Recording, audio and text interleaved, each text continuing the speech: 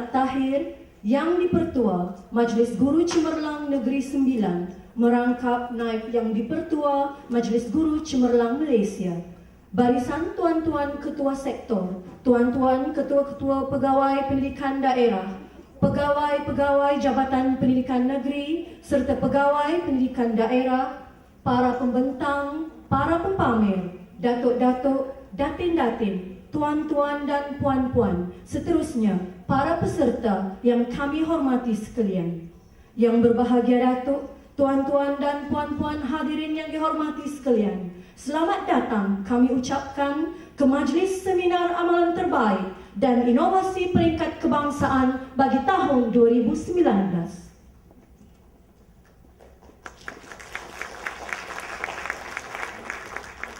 Marilah kita panjatkan kesyukuran kehadrat Allah Subhanahu wa Ta'ala atas limpahan kasih dan sayangnya dapat kita semua bertamu dan bertemu dalam majlis wacana ilmu di auditorium dan indah ini. Berusaha Encik Muhammad Nizam bin Mat Tahir yang dipertua Majlis Guru Cemerlang Negeri Sembilan merangkap naib yang dipertua Majlis Guru Cemerlang Malaysia. Barisan tuan-tuan ketua sektor, tuan-tuan ketua-ketua pegawai pendidikan daerah, pegawai-pegawai Jabatan Pendidikan Negeri serta pegawai pendidikan daerah, para pembentang, para pempamer, datuk-datuk, datin-datin, tuan-tuan dan puan-puan, seterusnya para peserta yang kami hormati sekalian. Yang berbahagia Datuk, tuan-tuan dan puan-puan hadirin yang dihormati sekalian, selamat datang kami ucapkan ke Majlis Seminar Amalan Terbaik dan Inovasi Peringkat Kebangsaan bagi tahun 2019. A'udzu billahi minasyaitonir rajim. Bismillahirrahmanirrahim. Alhamdulillahi rabbil alamin. Hamdan yuwafi ni'amahu wa yukafi mazidah. Ya Rabbana lakal hamdu kama yanbaghi li jalali wajhika wa 'azimi sultanik. Allahumma salli wa sallim ala sayyidina Muhammad wa ala alihi wa sahbihi ajma'in. Allahumma inna nas'aluka ridhaka wal jannah wa na'udzu bika min sakhatika wan nar ya arhamar rahimin. Ya Allah, ya Rahman, ya Rahim, segala puji hanya untuk-Mu ya Allah. Selawat dan salam atas junjungan besar Nabi Muhammad sallallahu alaihi wasallam. Ya Allah, kami merafa'kan setinggi-tinggi kesyukuran di atas rahmat dan kasih sayang-Mu kerana memberi peluang kepada kami untuk meneruskan kehidupan ini dan melaksanakan kewajipan kami sebagai hamba-Mu dan khalifah di muka bumi ini. Ya Allah, Ya Fattah, Ya Alim, sesungguhnya pada hari ini kami berhimpun di auditorium yang mulia ini untuk menjayakan program Seminar Amalan Terbaik dan Inovasi Peringkat Kebangsaan 2019 yang akan disempurnakan majlis penutupan oleh Yang Berbahagia Datuk Dr. Amin bin Senin, Ketua Pengarah Pelajaran Malaysia, Kementerian Pendidikan Malaysia. Ya Allah, kami memohon rahmat dan keberkatan ke atas majlis yang kami adakan pada hari ini, serta berharap semoga program ini akan memberi impak yang positif kepada warga pendidik dalam memacu kecemerlangan pendidikan di negara ini. Kami sedar ya Allah, untuk mencapai pendidikan yang cemerlang dan berkualiti bukanlah suatu tugas yang mudah. Ilham dan kebijaksanaan agar kami dapat melaksanakan tugas dan amanah ini dengan sebaik-baiknya. Kurniakanlah kepada kami ilham, idea-idea yang kreatif dan inovatif, minda yang positif, serta sikap yang proaktif. Semarakkanlah dalam jiwa dan minda kami semangat dan keazaman, komitmen dan daya juang yang tinggi. Allahumma ja'al jam'ana hadha jam'an marhuma wa tafarruqna min ba'dihi tafarruqan ma'suma wa la taj'al Allahumma fina wa la ma'ana wa la man yatba'una shaqiyyan wa la matrudan wa la mahruma wa hab lana musi'ana لمحسننا ومقصرنا لعاملنا وهب لنا الكل بوجهك الكريم يا رب العالمين. ربنا آتنا في الدنيا حسنة وفي الآخرة حسنة وقنا عذاب النار. وصلى الله على سيدنا محمد وعلى آله وصحبه وبارك وسلم والحمد لله رب العالمين. تقبل الله منكم. Terima kasih Ustaz Syahiruddin atas bacaan doa sebentar tadi. Hadirin yang dihormati, Seminar Amalan Terbaik dan Inovasi Peringkat Kebangsaan 2019 atau dengan nama singkatannya SATI 2019 adalah merupakan sebuah program julung kali diadakan atas inisiatif Majlis Guru Cemerlang Negeri Sembilan dengan kolaboratif Jabatan Pelajaran Negeri Sembilan. Seminar ini bertujuan untuk menyediakan platform perkongsian amalan terbaik dan inovasi guru-guru cemerlang Malaysia agar dapat menjadi sumber inspirasi cetusan ide kritis para guru yang dedikasi yang hadir pada hari ini. Yang berbahagia Datuk dan hadirin yang dihormati, majlis diteruskan dengan pembentangan amalan terbaik oleh Puan Haryani Masrina binti Mas'ud. Sedikit latar belakang beliau, Puan Haryani Masrina binti Mas'ud adalah merupakan salah seorang ahli Majlis Guru Cemerlang Negeri Sembilan. Beliau dilahirkan pada 4 Ogos 1977 di wilayah Persekutuan Kuala Lumpur, namun merupakan anak jati Negeri Sembilan. Pemegang ijazah Sarjana Muda Kejuruteraan Biologi dan Pertanian Universiti Putra Malaysia dan kini berkhidmat di daerah bertuah ini di SK Sepri Rembau Negeri Sembilan, menyandang jawatan sebagai Guru Cemerlang Sains. Untuk makluman yang berbahagia Datuk dan sidang hadirin juga, Puan Haryani Masrina ini adalah merupakan pemenang tempat ketiga Anugerah Guru Inovatif kategori Individu Sekolah Rendah Peringkat Kebangsaan bagi tahun 2019. Majlis dengan penuh rasa bangga menjemput dan mempersilakan Puan Haryani Masrina binti Mas'ud untuk berkongsi sebuah inovasi bertajuk Eyeshadow 3.0. Dipersilakan.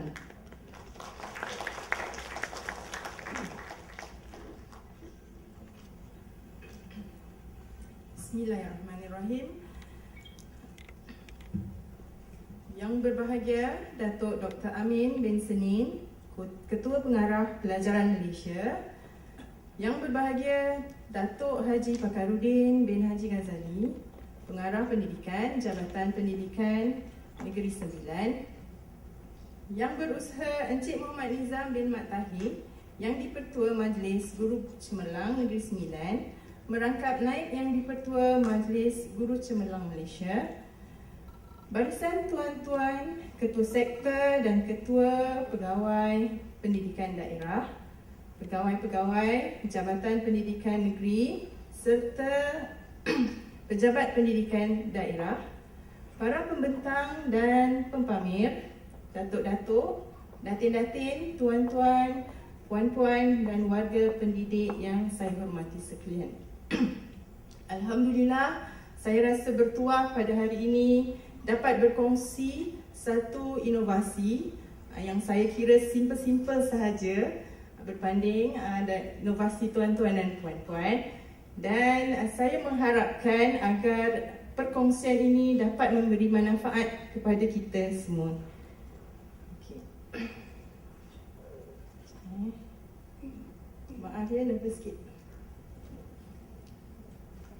Okey, sebagaimana yang tuan-tuan maklum bahawa saya bertugas di SK Sepri Rembau, tak jauh dari sini, dalam 11 km.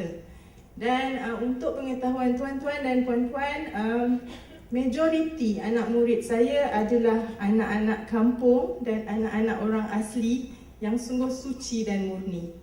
Dan ia menjadi amanat ataupun inspirasi pada saya untuk berusaha memberi pendidikan yang terbaik agar mereka sama-sama dapat berdiri setanding dengan anak-anak di luar bandar sana. Jadi sehubungan dengan itu saya mengambil kesempatan untuk menyelesaikan masalah PDPC yang kebanyakannya menjadi satu, orang kata macam mana, saya kena perlu lebih kreatif untuk menarik minat anak-anak, terutama anak-anak asli ini untuk lebih dekat dan mendapat konsep dan pelajaran yang mereka seharusnya dapat. Tuan-tuan sedia maklumlah, bukan saya nak memperkecilkan, tapi terutama di musim durian sekarang ni, murid-murid asli lebih seronok untuk pergi ke dusun ayah keluarga mereka untuk menjaga durian, sebab katanya upah dia dapat RM20 berbanding datang ke sekolah. Jadi nak tak nak saya perlu berusaha untuk menarik minat dan mendekati anak-anak asli ini. Dan alhamdulillah so far ini mereka mempunyai relationship lah yang baik dan dapatlah beli durian murah sikit untuk tahun ni. Okey tuan-tuan, seperti yang tuan-tuan dan puan-puan lihat, kotak ajaib ni lah yang membawa tuah saya sehingga ke peringkat kebangsaan. Dan alhamdulillah hari ini saya kongsikan apa yang telah saya lakukan untuk menghasilkan alat ini yang dinamakan Eyeshadow 3.0. Okey, alat ini saya reka untuk membantu saya mengajar topik tahun 5 sains standard kandungan 11.1.4, iaitu memerihalkan putaran bumi pada paksinya menyebabkan kesan perubahan panjang dan arah bayang-bayang untuk tahap penguasaan 5. Jadi tuan-tuan, untuk menjalankan eksperimen amali bagi tajuk ini, ia adalah satu yang sangat mencabar kerana kita berdeal dengan alam sekitar. Okey tuan, perempuan, kita apa yang mendorong kepada penciptaan alat ini adalah 4 kekangan yang saya hadapi, dan saya pasti cikgu-cikgu sains juga menghadapi masalah yang sama. Betul Kak Karifda? Okey. Alright. Faktor pertama, masa. Untuk buat amali di lapangan, berdasarkan pengalaman, dia mengambil masa lebih kurang dalam 8 jam. Sebab kita nak melihat perubahan panjang dan arah bayang-bayang daripada waktu pagi sehingga waktu petang. Jadinya, bila mengambil masa 8 jam itu, kita terpaksa mengganggu proses PDPC untuk subjek lain. Okay? Yang kedua, murid-murid perlu stay di sekolah sehingga petang. Bukan murid je, cikgu pun. Sebab pernah setahun tu saya bagi tahu, sebab mereka ada kelas kafa petang supaya mereka buat sendiri, memang tak terbuat. Dia mesti ada cikgu, dan memandangkan murid tahun 5, dia mesti ada bimbingan daripada guru-guru. Jadi kalau tuan tengok pada gambar itu, ni murid ni sedang menanti kehadiran bayang-bayang. Mengapa? Sebab masa turun daripada kelas, memang cahaya bersinar, cahaya matahari bersinar, terik. Tapi bila sampai di padang, mendung, awan melitupi matahari. Dan terpaksalah mereka ni menunggu dengan penuh sabar. Dan kerana kesabaran itu, kadang-kadang habis satu masa. So objektif pada hari itu tak tercapai lah pada saya. Kan kita menunggu untuk melukis satu sahaja, untuk satu selang masa sahaja. Ini ada 5 lagi selang masa yang perlu kita buat pemerhatian. Jadi kan, disebabkan faktor-faktor ini, menyebabkan saya terdoronglah untuk menyelesaikan masalah agar satu silibus dapat dihabiskan tepat pada masanya. Okey tuan-tuan dan puan-puan, untuk seterusnya, ini adalah hasil lakaran murid-murid tahun 5 dinamik yang dibuat selepas sehari menjalankan amali sains di lapangan. Apa yang mengecewakan saya, kita dah buat amali di lapangan dan saya telah pun menerangkan, malahan menunjuk video tentang perubahan arah dan bayang-bayang ini, tapi masih lagi murid tidak dapat konsep, tidak dapat melukis itu dengan betul. Daripada segi urutan masa pun dah salah, panjang dan pendek bayang-bayang itu pun dah salah. Jadi saya rasa kecewa sangat kerana itu menunjukkan kegagalan saya sebagai seorang pendidik untuk menjana idea dan imajinasi murid untuk memahami konsep yang sebenarnya mereka lihat hari-hari. Okey, dan yang terakhir sekali, murid ni gagal mengaplikasikan arah terbit dan terbenam matahari. Ya, memang dia cakap hari-hari bila kita tanya dia akan cakap terbit terbit matahari, terbit belah timur, terbenam belah barat. Tapi bila tanya mana timur awak, mana barat awak, tak dapat nak memberi jawapan. Jadi itu antara implikasi yang menyebabkan saya terpanggil untuk membina alat ini. Jadi inilah hasilnya. Kalau tuan-tuan tengok di paparan sekarang, evolusi sebelum terhasilnya kotak hitam ini, saya bermula daripada kotak A4. Kotak A4 itu saya tebuk 5 lubang untuk mewakili setiap masa. Masa yang saya pilih antaranya pukul 8 pagi, 10 pagi, 12 tengah hari, 2 petang dan 4 petang. Ya, pemerhatian, bayang-bayang dan panjang bayang-bayang itu sangat cantik. Malangnya, murid tidak dapat mengaplikasi pengetahuan kedudukan matahari kelihatan rendah pada waktu pagi dan lewat petang, menyebabkan panjang bayang-bayang yang terhasil lebih panjang dari masa-masa yang lain. Disebabkan itu, saya perlu menukar kotak dan saya lihat bahan yang paling baik, paling senang nak dapat adalah besin. Besin ini saya bocorkan 5 macam tadi juga 5 lubang mewakili setiap masa yang saya pilih, pukul 8, 10, 12 dan 2 dan 5. Untuk pengetahuan tuan-tuan dan puan-puan, sudut-sudut bagi lubang-lubang itu saya rujuk kepada satu laman web di mana dia memberi maklumat tentang sudut yang lebih kurang sama kedudukannya pada waktu-waktu tersebut, kedudukan matahari yang sebenar. So saya ambil dari situ dan saya ukur sebelum saya melubangkan kelima-lima lubang itu agar murid ini mendapat gambaran yang tepat lah. Tak adalah kita setakat buat saja-saja. Hasil kajian, hasilnya murid akan dapat pengetahuan yang tepat.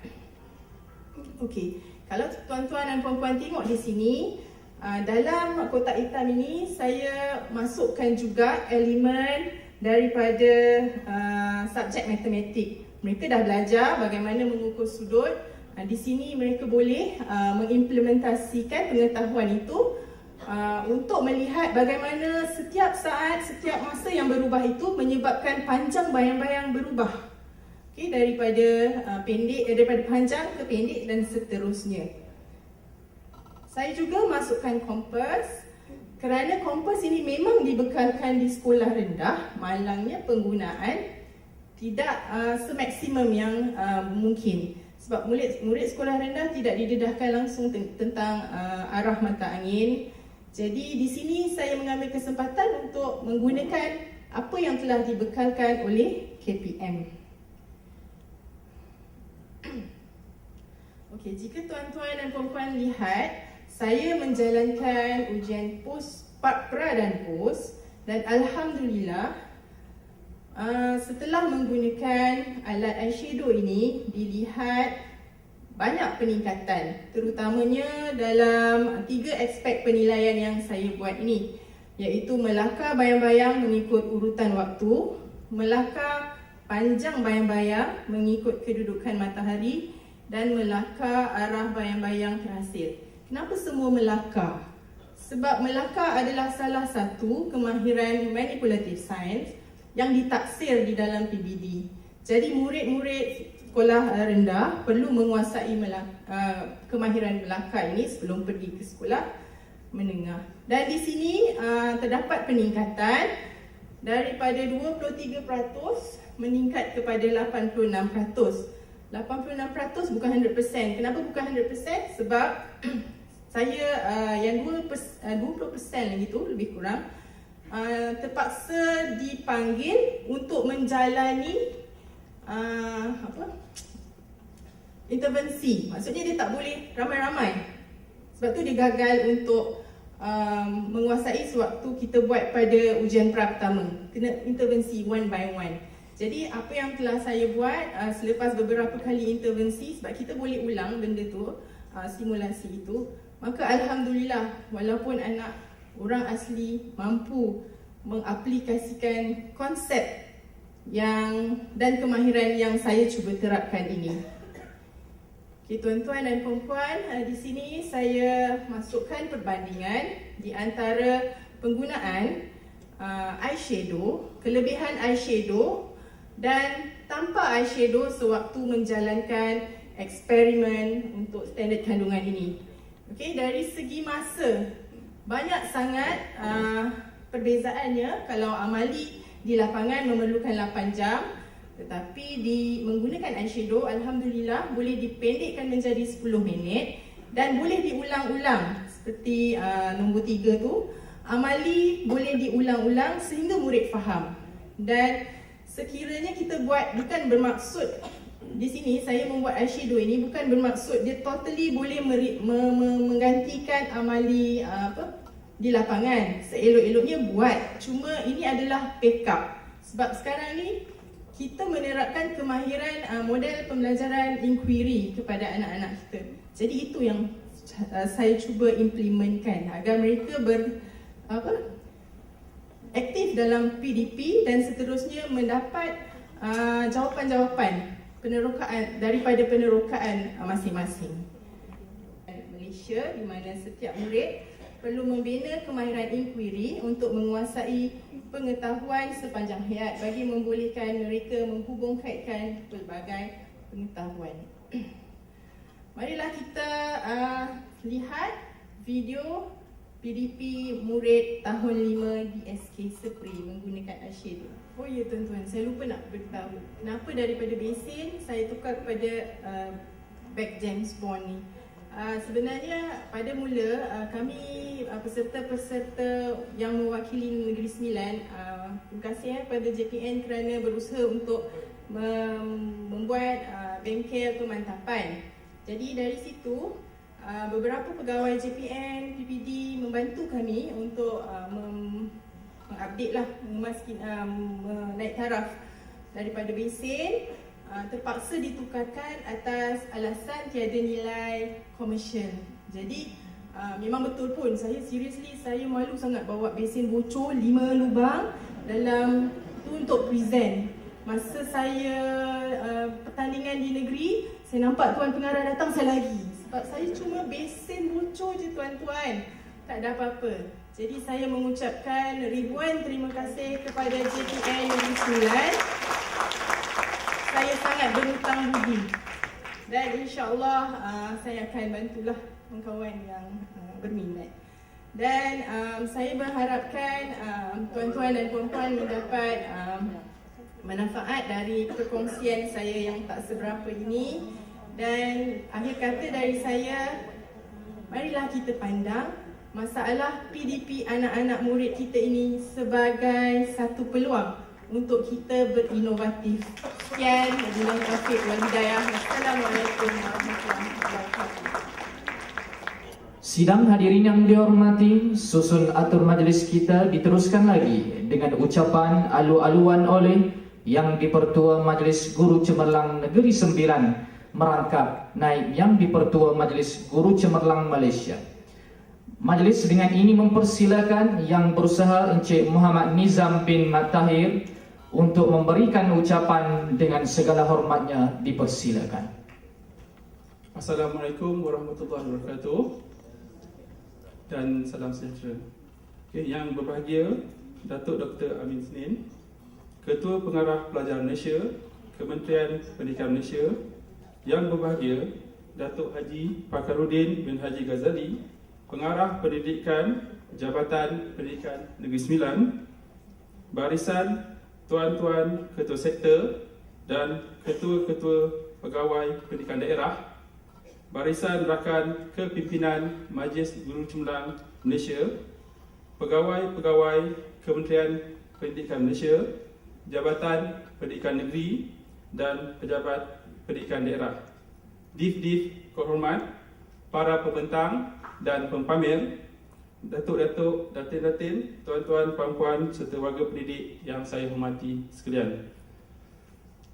Alhamdulillah, bersyukur kita kepada Allah Subhanahu Wa Taala kerana dengan limpah kurnia dan izinnya dapat kita bersama-sama hadir dalam seminar amalan terbaik dan inovasi atau singkatannya SATI 2019 peringkat kebangsaan yang bertemakan amalan terbaik dan inovasi memacu kecemerlangan pendidikan yang diadakan di Institut Latihan Pendestrian Pedas pada hari ini.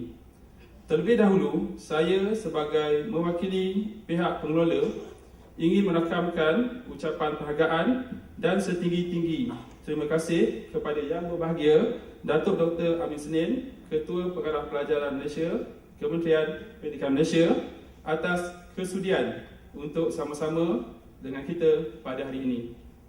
Ucapan tahniah dan terima kasih juga ditujukan kepada Jawatan Kuasa Pengelola iaitu Majlis Guru Cemerlang Negeri Sembilan bersama Jabatan Pendidikan Negeri Sembilan kerana telah mengambil inisiatif dan kolaborasi seterusnya bertukar lumus ibarat ke bukit sama didaki, ke lurah sama dituruni untuk menganjurkan seminar ini.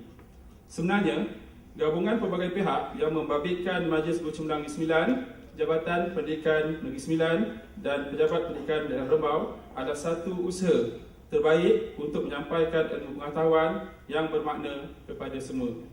Seperti yang diketahui, pendidikan merupakan satu aspek yang penting dalam kehidupan setiap individu.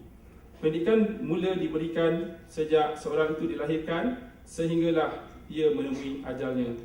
Pendidikan bukan sahaja merangkumi aspek jasmani dan rohani tetapi juga merangkumi aspek akal dan sosial. Untuk makluman yang berbahagia Datuk dan hadirin sekalian, seminar amalan terbaik dan inovasi atau singkatannya SATI 2019 peringkat kebangsaan ini telah mendapat penyertaan seramai 230 orang warga pendidik dari 8 buah negeri iaitu Negeri Sembilan, Melaka, Johor, Pahang, Terengganu, Perak, Selangor dan Kuala Lumpur yang terdiri daripada 13 orang pembentang dan 23 orang pempamer. Okey, melebihi 53.3% daripada sasaran asal iaitu 150 orang peserta. Yang berbahagia Datuk serta hadirin sekalian, kita juga sedar bahawa pendidikan sentiasa berubah. Bahkan kemudahan dan persekitaran pembelajaran serta kebolehan dan gaya pembelajaran pelajar juga turut berubah. Kini dalam era globalisasi, teknologi dan inovasi sememangnya memainkan peranan yang sangat penting dalam kehidupan seharian manusia termasuk pendidikan. Lantaran itulah para pendidik perlulah bersedia mentransformasikan diri dan seterusnya peka dengan perubahan ini supaya mereka menjadi lebih kreatif dan inovatif melalui medium pendidikan ini. Hal ini kerana pendidikan merupakan metodologi yang amat penting dalam merealisasikan kecemerlangan pendidikan abad 21 ataupun singkatannya PAK 21 dan mampu melahirkan satu bangsa dan negara yang berwibawa. Melalui pendidikan juga para pendidik sama ada guru atau pensyarah dapat mempelbagaikan lagi bahan ilmiah agar dapat dimanfaatkan oleh pelajar bagi tujuan pembelajaran. Melalui seminar yang diadakan pada hari ini, kita dapat menyaksikan para pembentang dan pempamer sememangnya seorang yang kreatif dan inovatif dalam melaksanakan tugas dan tanggungjawab mereka. Hal ini kerana menurut Institut Tadbiran Awam Negara iaitu Intan, antara ciri-ciri orang yang mempunyai sifat kreativiti dan inovasi adalah sentiasa mencari idea dan kaedah baru dalam menyelesaikan masalah. Orang yang kreatif dan inovatif juga berani untuk mencuba teknik dan kaedah baru bertujuan memudahkan sesuatu kerja selain suka bermain dengan idea dan berani mencuba. Oleh kerana itulah, maka pada ini kita dapat melihat semua pembentang dan pempamer ini hebat-hebat belaka. Marilah kita berikan tepukan yang gemuruh kepada mereka. Syabas diucapkan kepada mereka. Melalui hasil pembentangan dan pameran ini, para pendidik pastinya saling bertukar idea, pendapat, dapat mempelbagaikan kaedah pengajaran dan pembelajaran untuk memudahkan pencapaian objektif mereka dan dapat pula memahami, mengubah dan memperbaiki amalan sendiri. Maka atas sebab-sebab inilah, maka para guru amat digalakkan menjalankan penyelidikan dan seterusnya menyebarkan penemuan ilmu baharu itu dalam bidang pendidikan melalui amalan terbaik dan inovasi. Yang berbahagia Datuk dan hadirin sekalian, akhir kata, saya berharap agar seminar seperti ini dapat diadakan lagi pada masa akan datang, insyaAllah. Sama-samalah kita berusaha memastikan pendidikan negara terus berkualiti selaras dengan hasrat kerajaan menjadikan negara sebagai pusat ketamadunan dan kecemerlangan pendidikan bertaraf dunia. Sebelum mengundurkan diri, saya sebagai wakil pihak jawatankuasa pengelola ingin memohon ribuan ampun dan maaf andai kata terdapat kekurangan dan kekhilafan daripada pihak kami. Sesungguhnya yang baik itu datang dari Allah, yang buruk datang dari kami sendiri. Yang baik jadikan tauladan, yang buruk jadikan sempadan. Bunga seroja di atas para, jatuh ditimpa buah berangan. Andai kata tersilap bicara, kemaafan jua kami pohonkan. Pohon berangan tempat bertemu, girangnya rasa si anak dara. Baliklah Tuan dengan ilmu, binalah negara, binalah bangsa, bangunkan negara. Sekian wabillahi taufiq wal hidayah. Wassalamualaikum warahmatullahi wabarakatuh. Terima kasih. Terima kasih saudara dan saudari pengacara majlis dan Ustaz yang mungkin bacaan doa sebentar tadi. Bismillahirrahmanirrahim. Alhamdulillahirrabbilalamin. Wassalatu wassalamu ala sayyidina Muhammadin asyrafil anbiya'i wa mursalin wa ala alihi wa sahbihi ajma'in. Rabbi shrah li sadri wa yassir li amri wahlul 'uqdatam min lisani yafqahu qawli. Assalamualaikum warahmatullahi wabarakatuh. Salam sejahtera, salam ABC, anak yang baik lagi cerdik. Yang berbahagia Datuk Dr. Amin bin Senin, Ketua Pengarah Pelajaran Malaysia, Kementerian Pendidikan Malaysia, yang berusaha Cik Muhammad Nizam bin Mat Tahir, yang Dipertua Majlis Guru Besar Majlis Guru Cemerlang Negeri Sembilan, merangkap Naib Yang Dipertua MGC Malaysia, yang saya hormati Tuan Ketua Pegawai Pendidikan Daerah Kuala Pilah serta timbalan PPD, wakil-wakil PPD, wakil-wakil ketua sektor, ada dari JPN Negeri Sembilan, Johor dan negeri-negeri yang lain.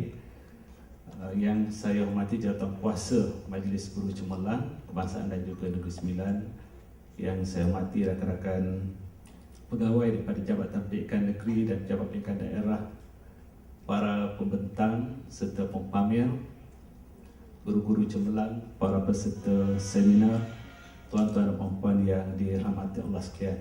Pertamanya marilah kita sama-sama merafakkan rasa syukur kepada Allah SWT dengan limpah izin jua hari ini dapat kita bersama-sama berkumpul di Institut Latihan Perindustrian ILP DAS di Rembau ini. Jadi kita rasa bersyukur kerana ditemukan dalam satu majlis ilmu yang cukup istimewa, iaitu Seminar Amalan Terbaik dan Inovasi Peringkat Kebangsaan 2019, SATI 2019. Itu antara puan-puan, saya mengambil kesempatan ini untuk mengucapkan kejutaan terima kasih kepada yang berbahagia Datuk Dr. Amin bin Senin, Ketua Pengarah Pelajaran yang kita sayangi, kerana dapat meluangkan masa dan hadir bersama pada majlis kita pada pagi hari ini. Alhamdulillah.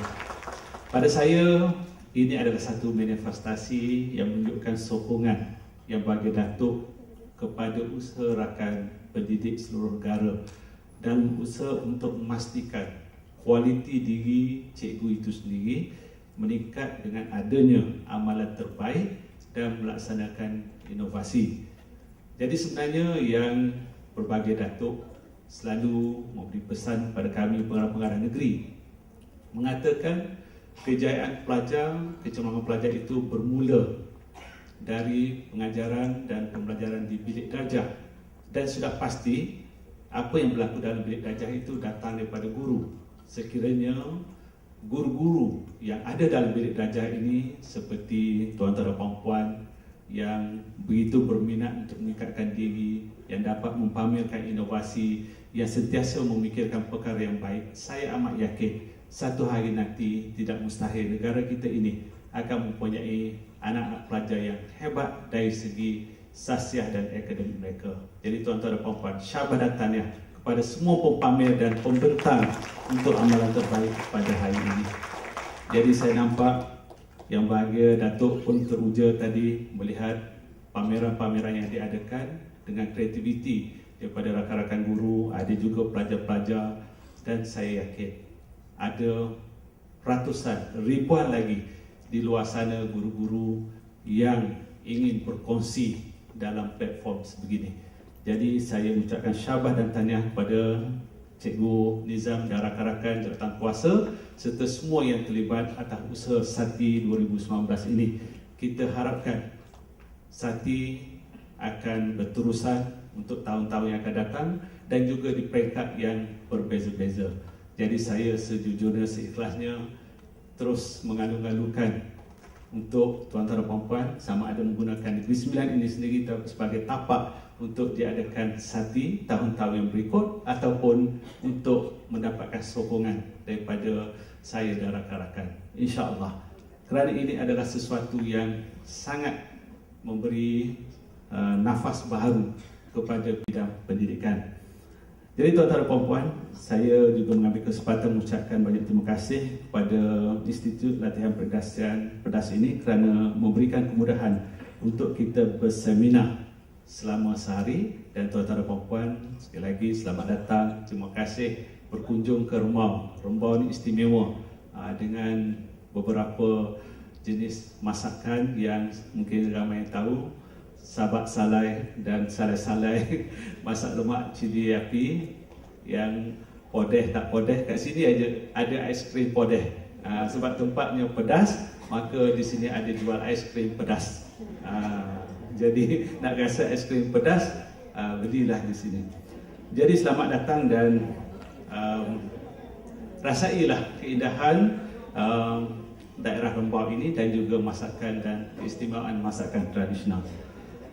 Jadi tuan-tuan dan puan-puan,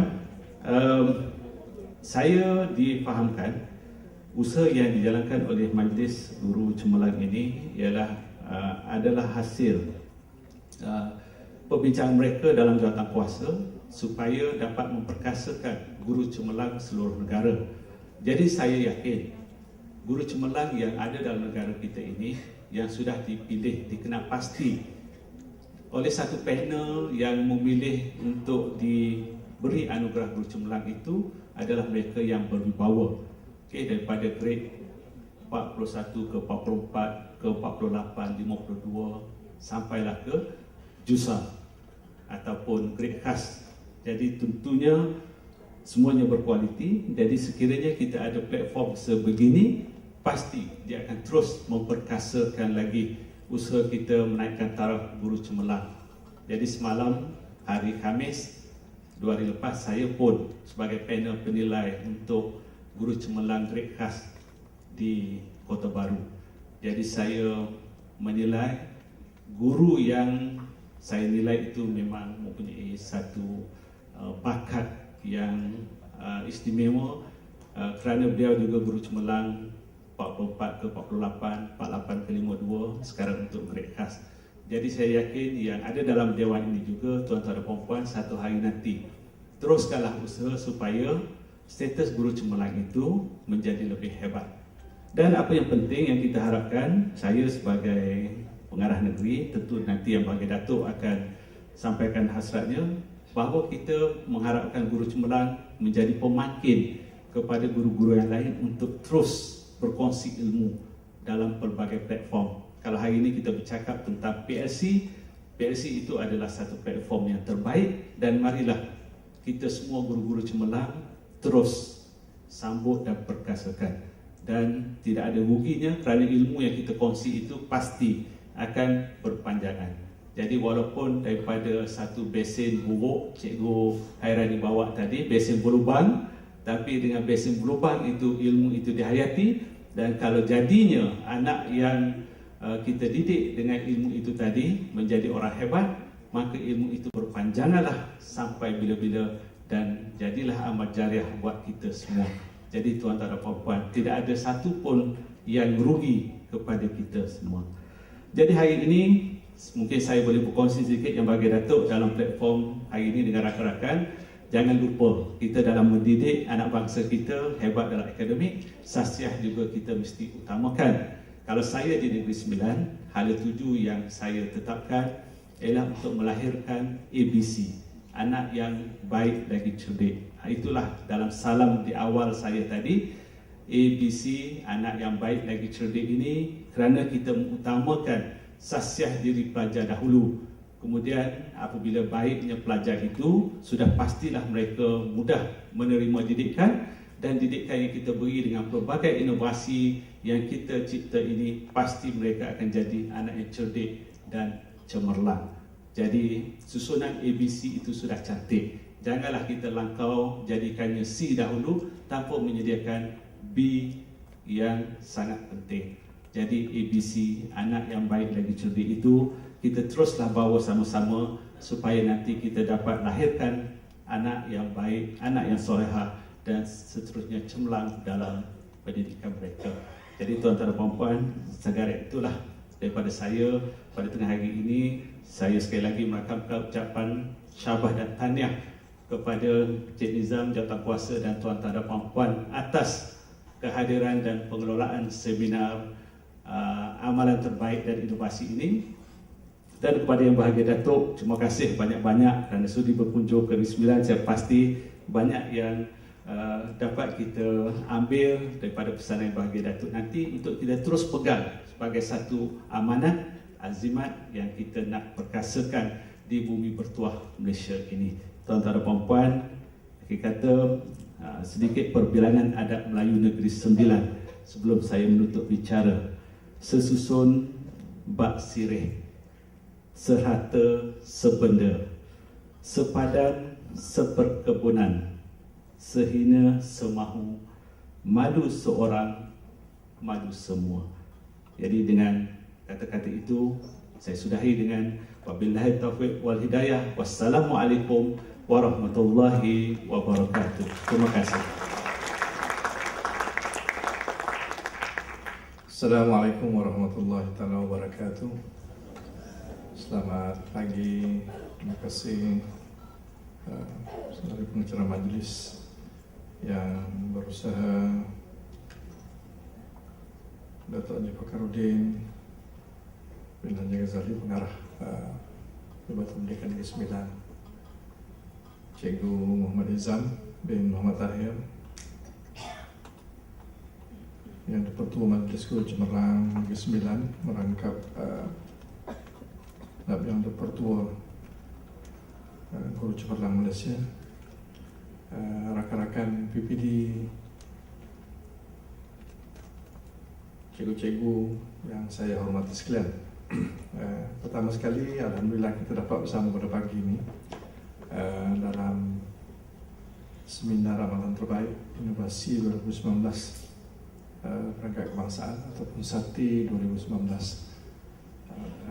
Terima kasih atas jemputan yang diberikan kepada saya untuk bersama-sama dengan tuan-tuan dan puan-puan. Dan seterusnya saya ingin mengucapkan tahniah kepada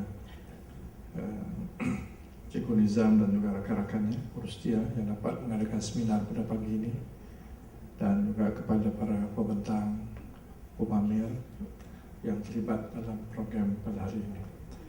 Saya sebenarnya cukup gembira bila ada program-program seperti ini, sebab memang menjadi harapan saya agar guru-guru kita di seluruh Malaysia ini sentiasa berusaha untuk memastikan pengajaran dan pelajaran itu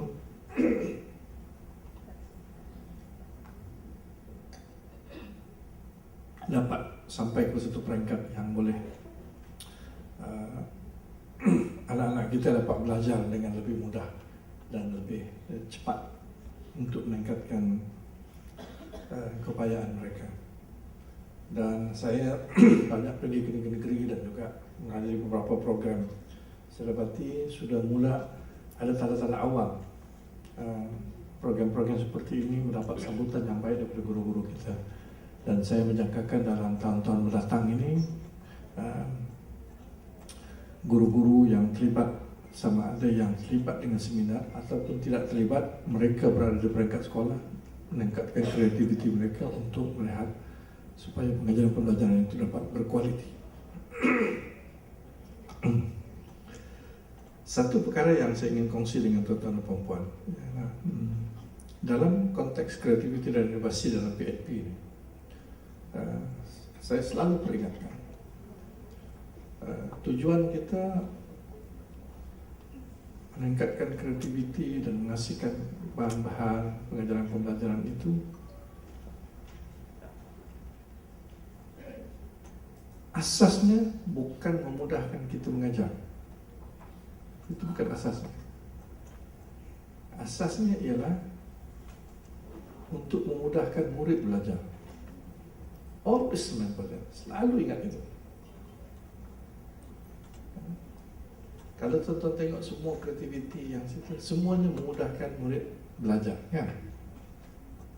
Kalau kita perhatikan, dia menyusahkan cikgu lagi tu, dengan besennya, dengan dia bukan kalau ikut mudah cikgu, dia pakai buku teks cakap je lah mudah lah, kan? Tapi sebenarnya oleh sebab cikgu-cikgu kita ni, tuan-tuan dan puan ni prihatin dengan murid itu, macam mana nak pastikan murid ni mudah faham, mudah belajar. So kita susahkan diri kita dengan menghasilkan benda-benda yang dan alhamdulillah tak pernah pula kata yang terlibat ni beban kerja bertambah.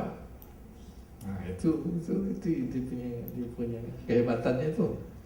Sebab jauh tertanam di lubuk hati kita bahawa yang menjadi kutabang itu macam mana mudah nak belajar.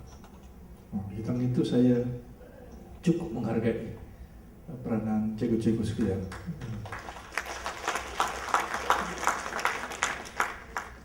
Itu yang pertama. Yang kedua, mesej yang nak sampaikan ialah kita dalam usaha sekarang ni, saya lah secara personalnya, dan ini pun nampak disambut baik di semua peringkat, ialah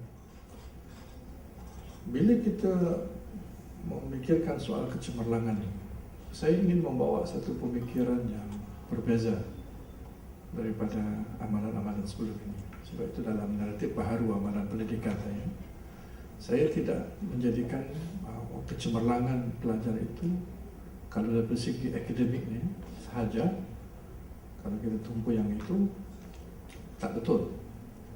Sebab itu kecemerlangan itu ialah secara menyeluruh, yang holistik, disebut oleh Dr. Fakhruddin ABC itu anak baik dan cemerlang itu sebagai mudah untuk kita faham. Dalam falsafah pendidikan itu disebut semua yang holistik itu. Saya tak perlu hurai yang ini. Dan oleh kerana sistem kita selama ini terlalu menekankan kepada akademik sampai terlupa benda-benda yang lain. Dan yang menjadi masalah besar, penekanan kepada akademik itu pun tak betul. Penekanan kepada akademiknya itu ialah berapa banyak bilangan A kepada pelajar. UPSR, PMR sampai kepada SPM. Budak yang cemerlang itu adalah budak yang dari segi akademiknya, kalau kita dari segi akademiknya ialah yang dilihat kepada bilangan A. 5A, 8A, 15A, itulah yang cemerlang. Itu suatu penilaian yang tidak tepat. Dan bila kita menekankan begitu, akhirnya seluruh sistem pendidikan kita daripada kementerian sampai kepada guru-guru dan juga kepada parent, ibu bapa kita mengatakan bahawa peperiksaan itu penting sebab memang 5A itu dan 8A dan 15A itu penting. Itulah kecemerlangan kita. So kita pun buatlah peperiksaan dengan kaedah yang berbagai semua ini menyebabkan psikologi kita psikologi peperiksaan semua. Kita turunkan daripada tingkatan 5, kita tumpukan pada tingkatan 3, pergi kepada tingkatan UPSR sampai kepada setiap level itu. Kaedah pengajaran pembelajaran kita adalah kaedah pembelajaran yang berorientasikan peperiksaan. Sampai sekarang ni, sampai ke tadika pun ada peperiksaan. So, jadi pembinaan pelajar itu tidak berlaku dengan baik. Sudahlah kita tekankan akademik pun tak betul, hanya kepada peperiksaan bilangan ini tak betul. Jadi saya nak mengembalikan semula prinsip pendidikan itu kepada perkara yang betul. Pertama yang saya minta ialah dalam naratif baharu ini, di sekolah rendah itu ialah pembentukan watak dan sahsiah pelajar. Itu yang penting, yang disebut anak yang baik tadi. Pembentukan watak dan sahsiah pelajar.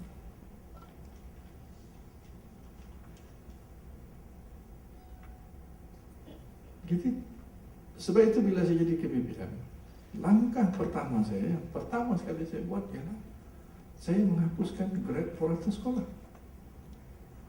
sebagai ciri untuk menentukan kecemerlangan sekolah. Kan? Bila setiap kali UPSR, kan sekolah rendah lah, UPSR itu tension, tidak menentu dia punya pengarahnya, PPD-nya, guru besarnya, guru-gurunya, semua tension tidak menentu. Sebab grade prorata sekolah kan. GPN kata kementerian telah menetapkan grade prorata nasional itu sekian. 3.5. Turun ke negeri tentu lebih baik daripada 3.5 kan. Dia pun bagi 3.4. Turun pergi PPD, turun sampai kepada guru mata pelajaran. Guru mata pelajaran tu 3.0. Kan teruk ni 3.0. So macam-macam lah strateginya. Bermula daripada solat hajat awal tahun sampai solat hajat akhir tahun. Baca Yasin awal tahun sampai baca Yasin akhir tahun. Baguslah, bukan saya kata tidak bagus. Sebab ada satu rakan, Datuk Fakhruddin tanya saya, bila saya mengatakan peperiksaan ini bukan keutamaan kita, dengan tidak ada GPS ini, kita ada kaedah yang lain. Dia kata, di negeri saya, dia kata, awal tahun lagi parent nak buat baca Yasin dan surah hajat untuk anak-anak dia, untuk kecemerlangan dalam UPSR. Kita halang kan? Dia tanya, betul juga kan? Sebab solat hajat dengan baca Yasin bagus kan? Bagus. Tapi kalau kita halang nanti dia jadi lain kan? So saya kata jangan halang, cuma tukar dia punya apa tu? Tukar dia punya niatnya. Tukar dia punya nawaitunya tu daripada untuk kecemerlangan kepada peperiksaan, jadikan solat hajat dan baca Yasin awal tahun itu menjadi harapan supaya anak-anak kita menjadi anak yang baik, berdisiplin, tidak timbulkan masalah yang banyak. Daripada untuk pada, jadi buat juga, tapi jauh lebih besar untuk kemenjadian anak didik kita. Jadi Negeri Sembilan kalau buat solat hajat awal tahun, go ahead. Tapi niat itu kena bagi yang lebih menyeluruh, bukan kepada peperiksaan UPSR, tapi kepada memudahkan cikgu kita tak banyak timbul masalah disiplin. Begitu ya Bapak, baguslah. Jadi kita kena ubah cara fikir masyarakat. Jadi saya tidak mau sekolah kita menghabiskan masa kepada peperiksaan yang tidak betul. Kita meletakkan peperiksaan itu bertempat yang tidak betul. Peperiksaan itu penting pada saya SPM.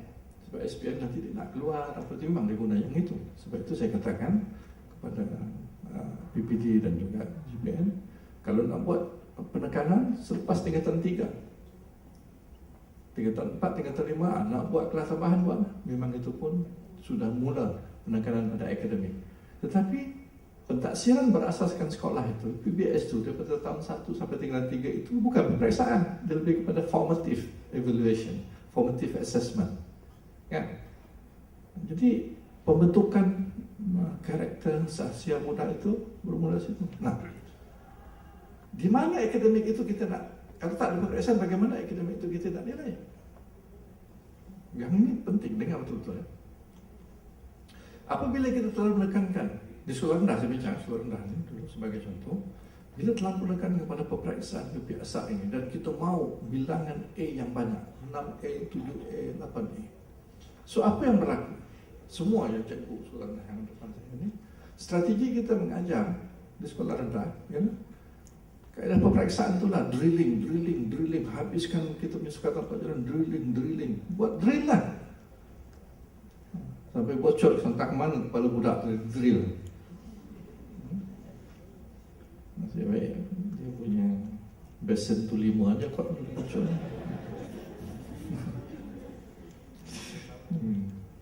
Ya, kita buat drilling kan, latih to be, itu je kita buat. Dan kita pun buatlah kita punya apa itu kaedah. Jadi kita nak asing-asing budak dia panggil apa? Bukan streaming ada satu teknik. Apa namanya itu? Saya pun dah lupa dah. Yang galus tu, gagal lulus tu. Kita pakai head count. Kita guna head count. Kan kita pakai head count apa semua kan. Head count tu tujuannya untuk kita stream budak lah, asingkan budak, dan kita pun strategi kita ya budak yang mesti banyak yang dapat bilangan A kan. Mata pelajaran pun begitu. So, jadi bila kita buat begini, sebab kita kata kecemerlangan tu begitu, yang bilangan A nya, akhirnya sistem pendidikan kita, saya perhatikan sudah tidak melaksanakan fungsi asasnya. Sekolah sudah tidak melaksanakan fungsi asasnya untuk mendidik anak kita. Sudah tidak berlaku adil kepada anak kita. The moral purpose, tanggungjawab moral kita, sekolah dan guru itu sebenarnya untuk memastikan without fail semua pelajar yang masuk dalam sistem kita mesti telah dididik paling tidak pun mencapai penguasaan tahap minimum. Ini tidak berlaku sebab kita tidak semua menguasai tahap cemerlang yang kita kata 5A. Jadi akhirnya budak dari segi, saya bincang dari segi akademik saja, dari segi kognitif, boleh bincang yang lain lagi ni.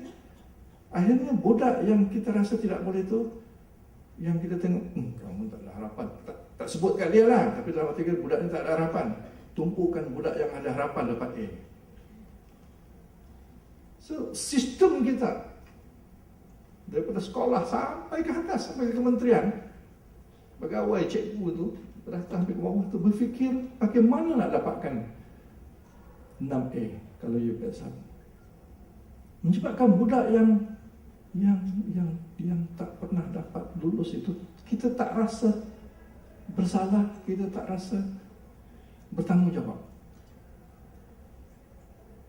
Kita tak peduli pun sama ada sampai tahap minimum ke tidak. Kita tak peduli pun. Jadi sebab itu saya katakan sistem kita telah tidak berlaku adil kepada anak-anak didik kita.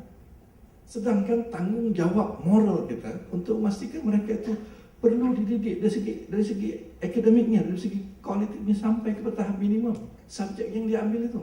Tuan-tuan tahu, saya sebut banyak kali, saban tahun saya tengok data menyebabkan saya betul-betul saya sedih. Ambil matematik saja yang ambil UPSR daripada 400,000 yang ambil UPSR setiap tahun itu hampir 100,000, 90,000 tidak lulus, tidak mencapai tahap minimum dalam matematik. So, apa ni? Apa punya sistem ini yang budak selepas 6 tahun tidak lulus, tidak sampai tahap minimum D. Semuanya A. Dan kita tak rasa bersalah sebab tumpuan kita, semua kita, termasuk saya, tumpuan kita kepada yang bilangan A itu. Jadi kita tak peduli yang bawah ni. Saya tak mau ini berterusan. berterusan. Sebab itu saya sebut pertama sekali tanggungjawab. Sebab itu saya hapuskan KPI. Sebab KPI itu menyebabkan pelajar-pelajar ini diabaikan. Tidak dipeduli dia punya penguasaan tahap minimum. Sebab itu dalam pentaksiran berdasarkan sekolah itu, penguasaan tahap minimum itu adalah asas untuk semua level. Start daripada tahun 1 sampai tahun 6. Penguasaan tahap minimum itu adalah dalam, sebab itu kita panggil kurikulum standard sekolah rendah. Dia ada standard minimum yang mesti dicapai. Sebab itu dalam pentaksiran bilik darjah itu, dia mesti capai tahap minimum penguasaan 3 paling kurang kan, tahap 3. Kita mesti pastikan itu, dan itu bukan secara nombor, betul-betul dia capai tahap minimum itu. Kita sebagai guru kita bertanggungjawab. Itu tanggungjawab moral kita, tak boleh tipu. Bukan dalam minus. Budak boleh baca nombornya, tapi bila sampai pergi sekolah saya pergi, budak tak boleh baca. Sebab apa? Sebab KPM suruh. Dia tidak ada rasa tanggungjawab moral untuk memastikan budak itu boleh baca. Kita tak mau begitu. Kita nak sekarang tanggungjawab kita. So, jadi sekarang saya minta sistem kita balik kepada basic. Fungsi sekolah itu dan fungsi pendidikan itu ialah memberikan pendidikan paling tidak pun tahap minimum. Sebab kita nak berlaku equity, kesamarataan, keadilan kepada anak kita. Tak kira di sekolah mana, bandar, luar bandar, sekolah kebangsaan, sekolah jenis kebangsaan, sekolah Tamil, sekolah Cina, sekolah di luar bandar ke, sekolah orang asli ke. Tanggungjawab kita kena pastikan semua itu mesti dapat paling kurang penguasaan tahap minimum. Jadikan itu kita punya mission kita. Barulah kita berlaku adil kepada semua anak didik kita. Penguasaan tahap minimum. Sebab itu bila saya menekankan kepada PPD, tidak ada peperiksaan tahun 1, tahun 2, tahun 3, tujuannya ialah supaya guru-guru kita berfikir bagaimana nak memastikan penguasaan tahap minimum. Sebab itu kalau inovasi yang buat, saya cukup gembira sebab memudahkan, bagaimana nak mudahkan murid kita faham konsep. Macam tadi contohnya, bayang-bayang, nak faham pendek, panjang, pendek semua tu bukan mudah. Kalau mulut dia tak faham mudah tu, jadi mesti maujud, tengok gitu. Dan itu daripada berjam-jam masa sampai 10 minit boleh faham, pada saya itu ada orang asli tu tadi, contoh. Itu tanggungjawab moral itu yang kita nak berusaha ke arah itu. Dan kalau semua kita berfikir begitu, InsyaAllah kita telah melaksanakan tanggungjawab utama kita sebagai guru. Yang ini bukan tanggungjawab orang, tanggungjawab kita sebagai guru. Itu janji kita kepada anak kita, penguasaan tahap ini.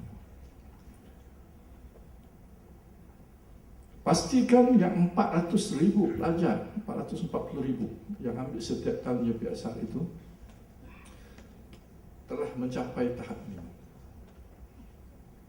Subjek, semua subjek, saya bukan subjek apa, semua subjek. Yang sebut saya matematik saja, sebab matematik yang paling teruk. Subjek sains sama juga.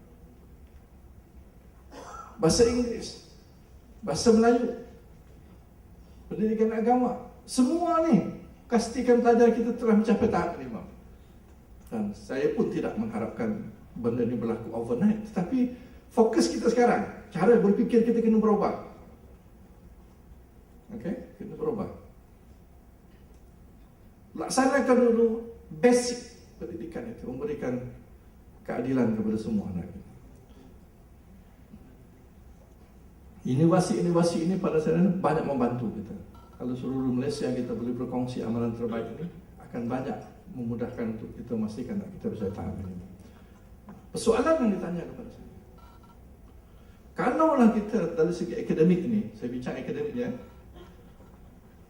tidak mau lihat sudah yang 6A itu, bagaimana kita nak mengukur kecemerlangan? Bertanya kepada saya. Kalau kita semualah nak dapat tahap minimum, habis kecemerlangan macam mana kita nak tingkatkan? Ini juga saya nak perbetulkan konsep yang perlu kita kongsikan dengan ibu bapa dan parent. Kecemerlangan 6A ke 15A 3/5 itu pada saya itu by product, bukan end of kecemerlangan. So bagaimana kita nak mengukur kecemerlangan? Kecemerlangan yang kita nak ukur ini kecemerlangan yang sustainable, yang useful, yang berguna. Anak kita keluar nak dapatkan kerja, tidak pernah ditanya dalam interview itu berapa bilangan A kamu dapat. So jadi kenapa kita mesti all out kepada bilangan A ni kalau itu bukan itu yang ditanya? Bila kita pergi interview, yang dilihat pertama orang interview kita ialah perwatakan kita. Sopankah kita ni? Masuk tak ketuk pintu? Pakaian pun selekeh? Nah, itu sahsian. Duduk-duduk tak bagi salam, tak ada bagi selamat pagi pun, duduk saja, tengok pun cara duduk pun. Kemudian bahasanya pun, bro, bila lagi mau tanya saya? Tanyalah. Matilah kalau begitu. Semua di bro-nya. Dia tak tahu. Dia tak tahu dari segi tata, apa ni panggil? Ya, bahasa yang digunakan itu. Kalau yang anak yang sebaya macam mana, yang lebih tinggi macam mana, kan kita ada. Itu dipanggil sasya dan tata susila kita. Bahasa yang kita, bahasa tinggi. Yang bro-bro tu bahasa rendah pada kita. Jadi tidak ditanya pun berapa bilangan A. Kita bawa sijil kita, tanyalah pengalaman kita. Tak, sijil itu dia tengok saja. Dia bukan itu. Akhirnya yang menentukan ialah karakter kita. Cara kita berfikir, cara kita menyelesaikan masalah. Jadi kalau itulah yang ditengok dan itulah benda yang penting dari segi mentalnya, sebab itu saya minta mulai daripada sekarang ini kita meletakkan bahawa kecemerlangan anak didik kita itu mesti diukur kepada penguasaan kemahiran berfikir aras tingginya. Okay. Bukan bilang itu ini sebenarnya tuan-tuan dan perempuan, dia insya-Allah lah ini by product saja. Kalau anak-anak kita punya kemahiran berfikir aras tinggi, pada saya itu dia mudah. Percayalah cakapnya. Sebab saya dah 2 tahun dah tak ada GPS ni. Tak ada GPS ni, saya tak tengok pun kecemerlangan sekolah berdasarkan GPS ni. Dah 2 tahun. Saya tengok bilangan pelajar yang dapat straight A UPSR tu makin meningkat. Tanpa ada KPI GPS itu. Jadi maknanya bukan kalau kita boleh turun, sebab itu kita nak turunkan tension guru-guru kita, PPD kita, GPN. Tension ini menyebabkan kita tidak kreatif, menyebabkan kita tidak rasional. Sebab itu kita minta fun learning itu berlaku. Sebab fun learning itulah yang menjadi asas budak boleh belajar dengan baik. Tuan-tuan buat semua ni untuk fun learning sebenarnya. Bukan fun learning itu bermain, maknanya fun learning itu mudah untuk kita belajar. Tengok yang tu banyak dalam bentuk permainan.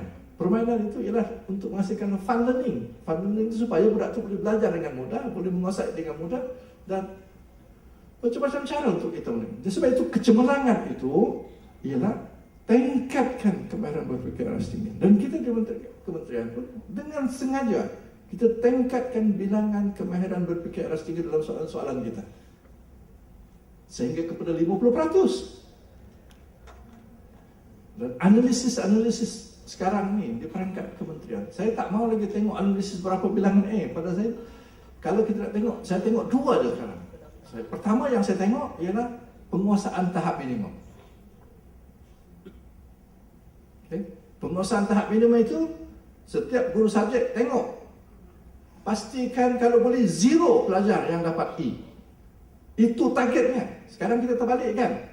Target kita penguasaan tahap minimum itu pastikan 0, ataupun paling tidak pun kurangkan bilangan yang dapat E. Itu target pertamanya. Itu kita panggil closing the gap. Maknanya kita merapatkan jurang. Itu target. Dalam arti kata kita nak berlaku adil kepada semua anak didik kita. Berlaku adil dari segi akademik. Kita kena adil. Tak boleh kita biarkan. Semua mesti sampai tahap ini. 0 E. Untuk semua mata pelajaran. Dan yang kedua, untuk meningkatkan raise the bar, meningkatkan kecemerlangan, tingkatkan kemahiran berfikir aras tingginya, bukan bilangan A-nya.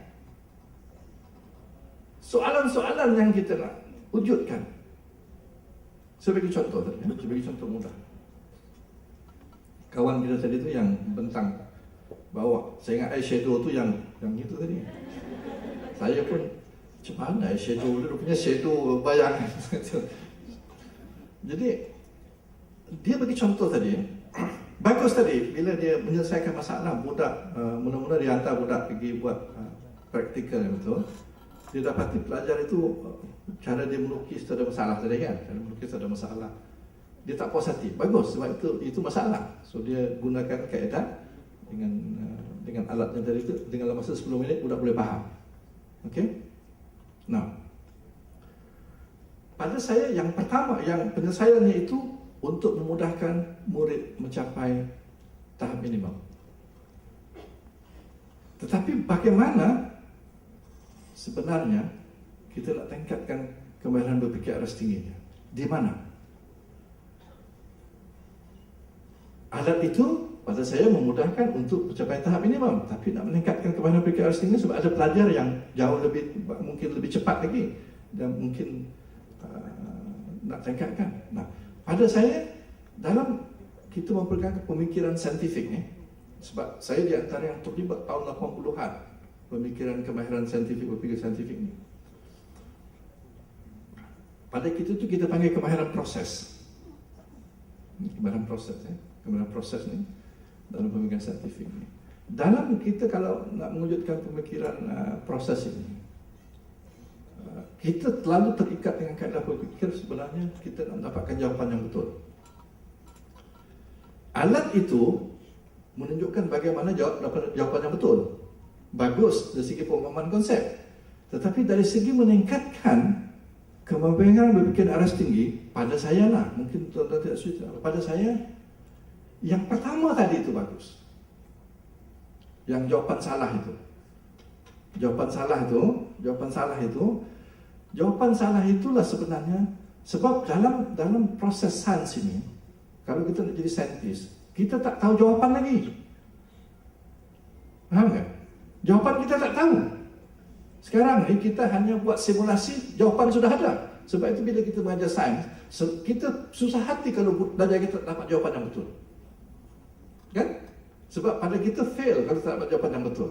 Tapi dari segi kemahiran berfikir aras tinggi sebenarnya, proses untuk mendapatkan jawapan itu lah yang paling penting. Proses dia dapatkan jawapan. Jadi bila kita dapat jawapan dia begitu, sebetulnya proses soal jawab kita dengan dia itu, kenapa kamu lukis begini? Kenapa kamu tidak dapat begini? Apa dalam fikiran kamu? So jadi kita tanya soalan-soalan pemikiran aras tinggi sebenarnya. So, pada saya perlu digabungkan kedua-duanya. Jadi jangan kecewa jika budak itu dapat jawapan yang salah. Sebab dia dah lukis apa, dia mesti ada sebab kenapa dia buat begitu. Dan kita tanya sebabnya itu. Mungkin sebabnya itu tak betul. Dan tanggungjawab kita untuk membawa dia ke jawapan yang betul. Tetapi yang kita jangan lupa, proses berfikirnya itu yang kita nak tingkatkan. Supaya akhirnya dia bertanya, betul juga. Kenapa saya buat begini? Kenapa tidak begini? So proses ini. So jadi yang ini jangan diabaikan. Sebab inilah asas untuk kita meningkatkan kecemerlangan dia. Yang akhirnya dalam hidupnya nanti ini, bila dia menyelesaikan masalah, kita menyelesaikan masalah sebab kita tak tahu jawapan. Kalau jawapan dah ada, tak payah selesai masalah. Dalam hidup kita ni, kita menyelesaikan masalah sebab kita tak tahu jawapan. So kan? Jadi anak-anak kita ni dia ada menyelesaikan masalah sebab kita nak bagi tahu dia jawapan tidak ada di hadapan, dia kena fikirkan. Dan kaedah berfikir ini yang kita panggil kemahiran berfikir aras tinggi. Yang ini perlu ditingkatkan. Jadi bayangkan kalau anak-anak kita ya, walaupun kadang soalannya itu mungkin luar biasa, tapi jangan dimatikan. Sebenarnya anak-anak budak-budak yang anak-anak kita tu soalannya lebih beraras tinggi. Dia tanya kenapa itu, kenapa ini, itu soal aras tinggi tu, soalannya aras tinggi. Tapi bapaknya sebab dah biasa dengan aras rendah, kenapa kamu tanya? Betul kan? Kita dah biasa dengan aras rendah kan? Jadi bila anak kita soalan aras tinggi, pandang, banyak tanya. Jadi sebenarnya anak kita tu dia ada curiosity. Curiosity itu adalah asas kepada kemahiran berfikir arah tinggi. Curiosity. Yang kita nak timbulkan adalah curiosity. Sebab itu bila jawapan budak anak muda itu begitu, kita nak timbulkan curiosity kepada dia. Kenapa dia bagi jawapan begitu? Kenapa dia ukur begitu? Jadi curiosity itu adalah asas kepada kemahiran berfikir arah tinggi. So maksud saya tuan-tuan dan puan-puan, permudahkan dari segi akademik ini. Saya bincang akademik daripada pagi ini ialah ataupun mental kita. Kita jangan terikut-ikut dengan naratif lama. Naratif peperiksaan itu pada saya dah tak tepat. Kita buat kepada naratif pembangunan. The growth oriented. Growth oriented ni banyak. Dari segi sahsianya satu, dari segi kognitifnya juga kena growth oriented berlaku. Sebab itu, untuk kita berlaku adil, pertama, penguasaan minimum itu. Itu tanggungjawab moral kita. Kena pastikan itu berlaku. Dalam masa yang sama, kita tingkatkan kecemerlangannya dari segi kemahiran berfikir arah tinggi. Dan pada saya, di sinilah peranan kreativiti dalam PNP, amalan terbaik yang tuan-tuan dan puan-puan. Sekali lagi saya ucapkan tahniah kepada semua yang berusaha ke itu. Saya harap mesej yang saya nak sampaikan ini dapat difahami dan kita ubah landscape pendidikan kita supaya tanggungjawab pendidikan yang diserahkan kepada itu kita boleh buat sebaik mungkin. Dengan rasa bangganya saya mengucapkan terima kasih kepada guru-guru sekalian atas terlibat dalam seminar amalan terbaik dan edukasi ini, dan saya menutup seminar ini dengan bismillah. Assalamualaikum warahmatullahi taala wabarakatuh. Dijemput barisan pembentang seminar amalan terbaik dan inovasi tahun 2019. Dijemput Puan Maslihah binti Hashim dari Sekolah Menengah Kebangsaan Bukit Kapar, Selangor.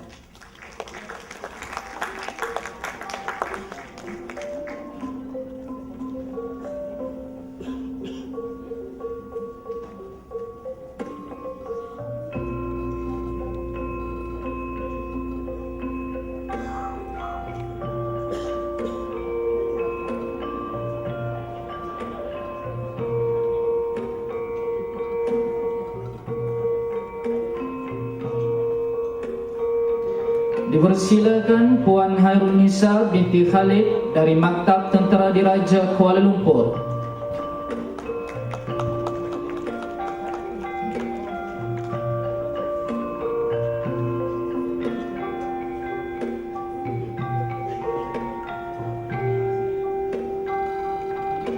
Seterusnya dipersilakan Encik Jasmi bin Amin dari Sekolah Menengah Kebangsaan Malim, Melaka.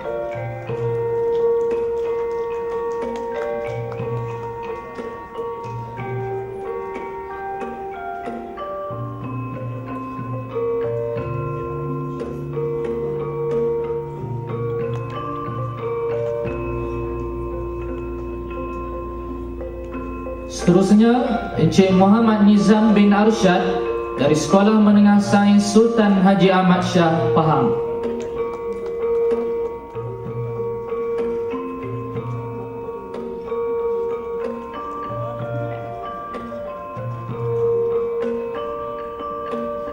Seterusnya, Encik Norizal bin Nordin dari Sekolah Menengah Sains Tuanku Munawir, Negeri Sembilan.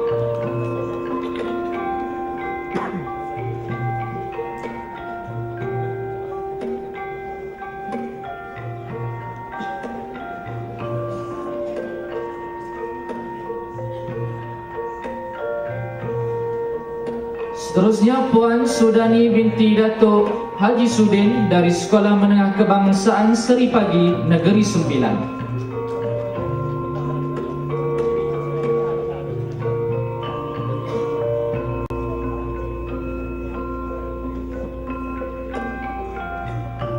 Seterusnya Encik Abdul Razak bin Abu Cik dari Institut Pendidikan Guru Kampus Raja Melewar, Negeri Sembilan.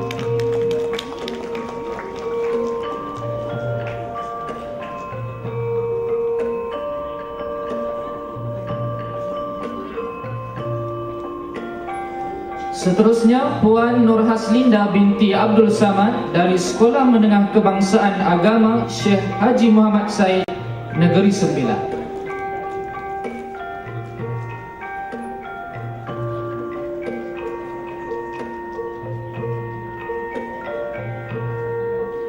Seterusnya Puan Rumaizah binti Ismail dari Sekolah Menengah Kebangsaan Datuk Syahabuddin, Negeri Sembilan.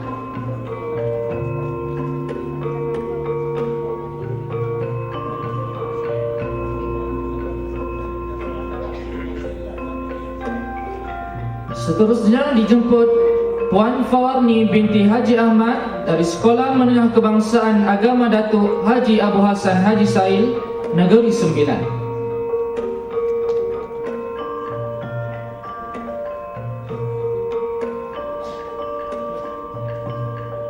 Seterusnya Puan Haryani Masrina binti Masud dari Sekolah Kebangsaan Sepri, Negeri Sembilan.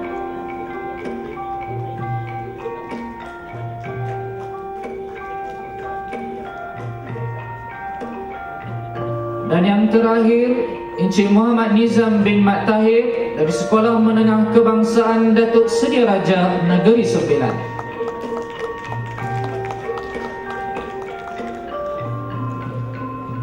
Majlis dengan ini merakamkan ucapan ribuan terima kasih atas kesudian Yang berbahagia Datuk Dr. Amin bin Senin, Ketua Pengarah Pelajaran Malaysia, bagi menyempurnakan upacara penyampaian sijil sebentar tadi. Kami bagi pihak majlis mengucapkan ribuan terima kasih kepada Yang berbahagia Datuk Dr. Amin bin Senin, Ketua Pengarah Pelajaran Malaysia, Dif-Dif Kehormat, ahli-ahli jawatan kuasa Majlis Guru Cemerlang.